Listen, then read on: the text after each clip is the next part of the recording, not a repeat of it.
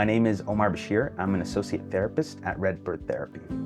A lot of different things in my life kind of led me here.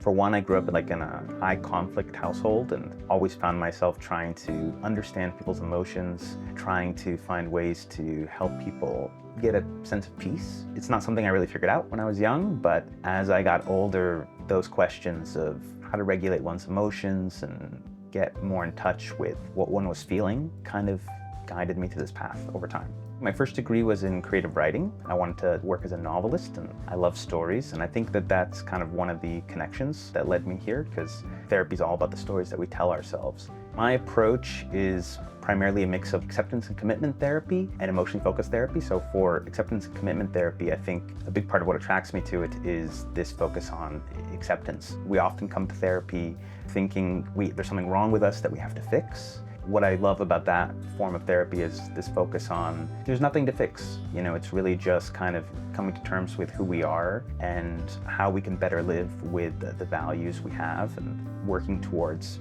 being who we want to be. At the end of the day, our emotions are like signals to us. They're trying to teach us something. The more we actually tune into them, pay attention to what they're trying to tell us, the better we can kind of figure out what's going wrong and how we can help ourselves best. I tend to work with actually a lot of neurodivergent clients. I myself am an ADHD therapist, having been diagnosed with ADHD myself, as well as working with autistic clients. And I think a big part of what attracts me to working with that population is that I want to support them in understanding that their processing style is okay, helping them find ways to be themselves and connect with others without having to mask or pretend to be someone that they're not. I feel like it's so important to find the right therapist. I really do encourage clients to take the time to read the bios of therapists, look at their videos, try to understand a little bit better. Is this someone that can understand my experience? I, for example, am someone who was born in Egypt and grew up in both Canada and the US, and I kind of have that bicultural experience and understand that it's difficult to figure out your identity when you grow up in multiple cultures. For some clients, that's something that they can really look for, and it can help and support them in their journey,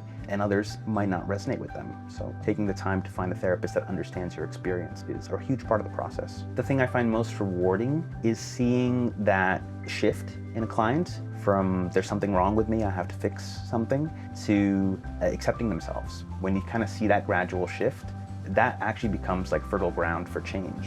And it's so exciting to see that happen over time and be part of that process. So I feel honored.